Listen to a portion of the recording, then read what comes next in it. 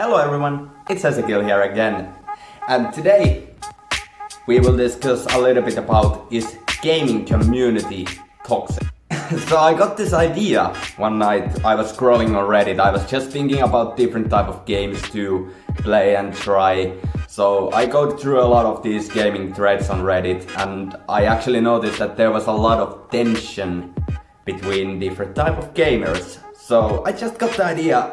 I really want to check and study a little bit about gaming community and really know, is it toxic? Because let's be honest, a lot of social media communities are extremely toxic nowadays. So I gather up a little analysis, and before I go into that, I will tell a little bit how I did do this analysis. How the fuck do you pronounce it?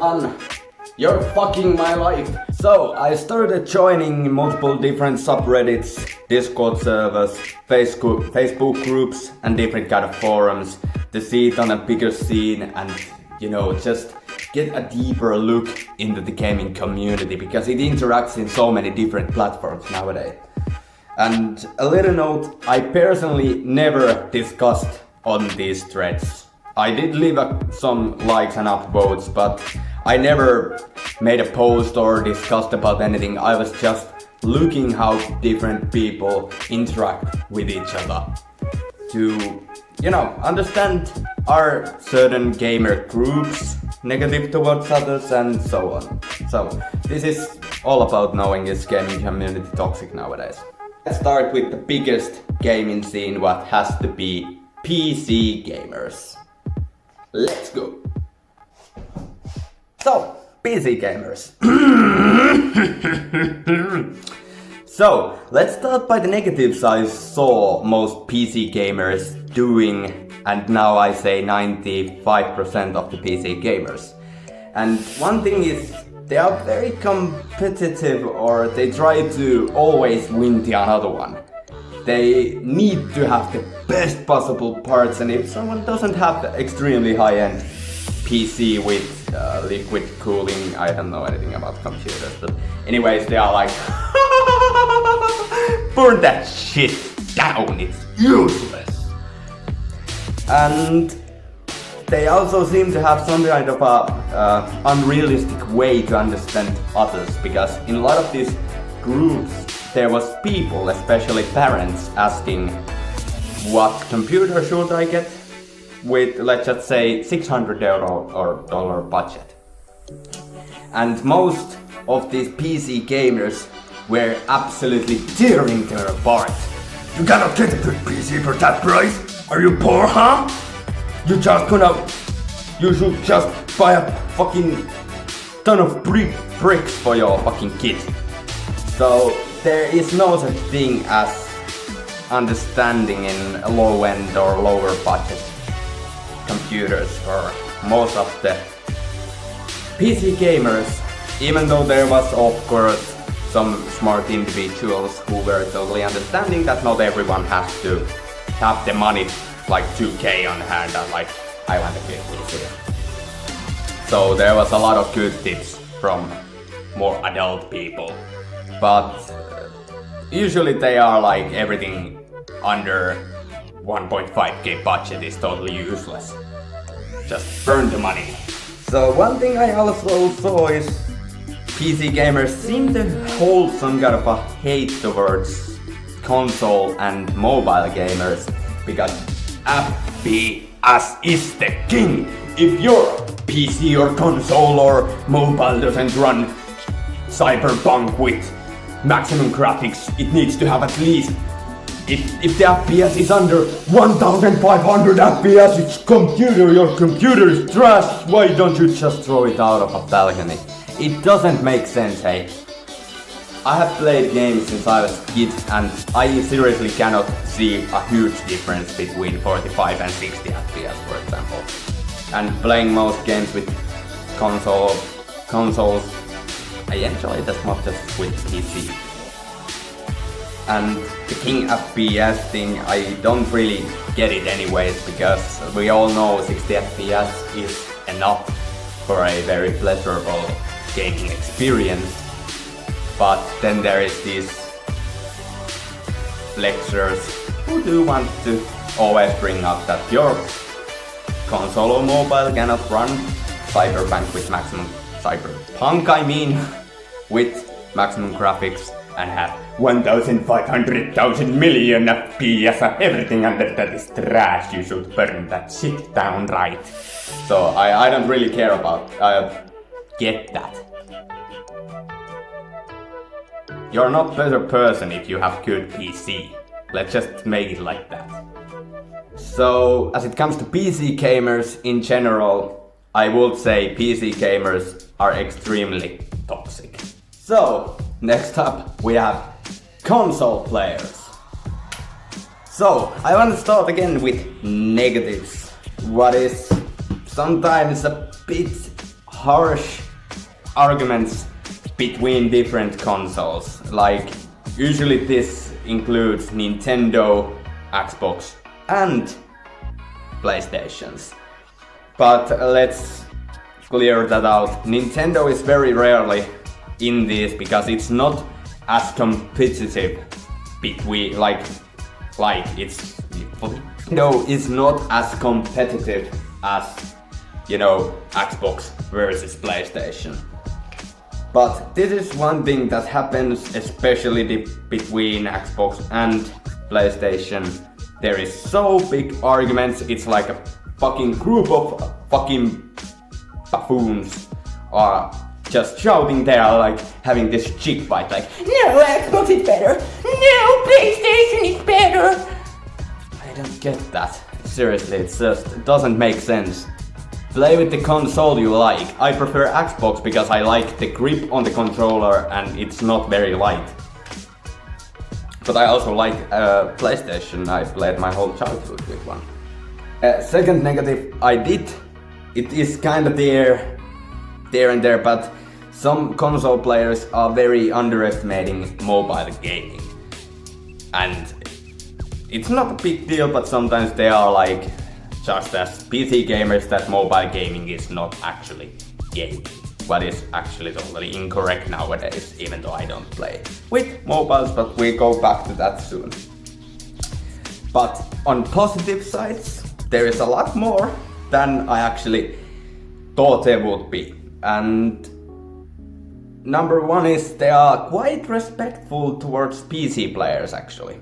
They understand PCs are very expensive and so on, and they understand that PC is sometimes better than console, of course, but they are not making it a problem, they are not shouting, they are actually very respectful and they agree with many things as PC players. So console players seem to have a lot more mature way to discuss about budgets. Because let's be honest, now we have PlayStation 5, Xbox Series X, but we also have PlayStation 4 and Xbox One. And console players actually tend to discuss with especially parents who are buying one for their kid. They ask, okay, what is your budget? Is it just enough to get, let's just say, Xbox Series X, what is currently I think unavailable, at least here in Finland, or PlayStation 5, which has the same problem? Or would they be okay with the older console, Xbox One, PlayStation 4, and maybe if they have enough budget they could get a nice little gaming screen on it. But anyways, they seem to have a lot more reasonable way to discuss about and give advices what to buy. For example, there was this one very good guy who said there's no need to buy PlayStation 5 necessarily if your kid only plays games like FIFA, etc. They are cross-platform, and they run as well. Of course, PlayStation 5 is a slight bit better, but yeah, you get the point. They understand that people have different budgets. Is console players toxic or not? I would say console players are mildly toxic. So next we go into mobile gaming. What is actually quite a new dimension for me because I have never really been very serious with my mobiles. like as it comes to gaming. Of course, I have played WWE Supercard for 7 years, or 6 years, I don't know. But it's not like I'm very serious gamer who plays like Call of Duty Mobile.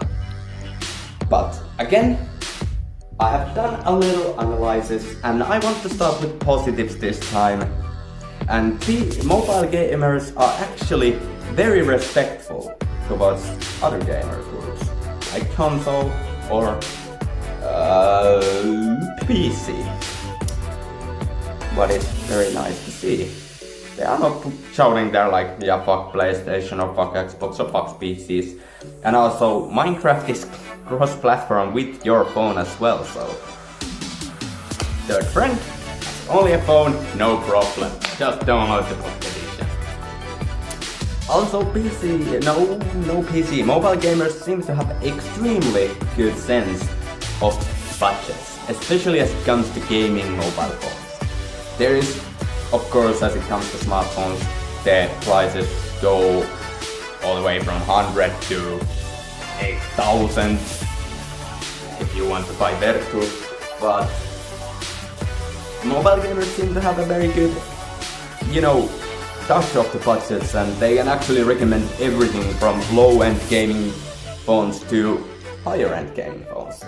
And also there was companies that I wasn't even that aware of. At least that I didn't know they make phones, but they do. But yeah, I would say mobile gamers are very chill guys. And there is one negative side what I did notice, and it was piracy. There was so many people. How to download Minecraft Pocket Edition free somehow. And then someone linked pirated version. Then there was, how do I get a hack of getting free credits on my mobile phone? Don't do that, it doesn't work, there is no such a thing as hacks. But that, and even if there are, you're breaking the rules of the game, that makes it kind of stupid. But that's pretty much the all negative I can think of what I saw.